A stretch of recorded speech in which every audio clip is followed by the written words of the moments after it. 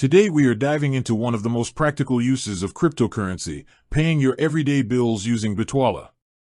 This is about bridging the world of digital assets with your real-world financial commitments, making your Bitcoin and Ether work for you. Bitwala makes this process remarkably simple by integrating a traditional bank account with your crypto wallets, providing a straightforward way to handle both. The key to paying bills with Bitwala is using your integrated Euro bank account. Since Bitwala provides you with a personal German IBAN, you can manage your euros just like a standard bank account. Most utility providers, landlords, or services require payments in fiat currency, usually via a bank transfer. To start, you need to ensure the euro balance in your Bitwala account is sufficient to cover the bill.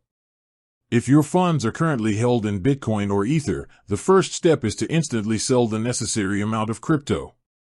Within the Bitwala app, you can trade your chosen cryptocurrency directly into your euro account.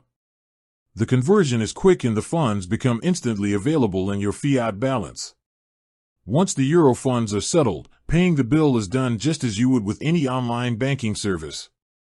Simply navigate to the transfer section of the Bitwala app.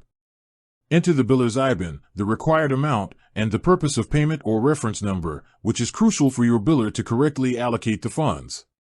Review all the details carefully to prevent any errors, then confirm the SEPA transfer.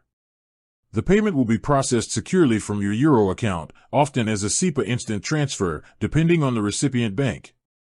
In essence, Bitwala acts as the seamless financial middleman. It allows you to liquidate your crypto into euros inside the same app and immediately execute a traditional bank transfer to pay your bills.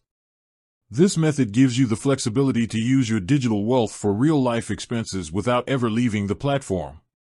This is truly where crypto meets convenient banking.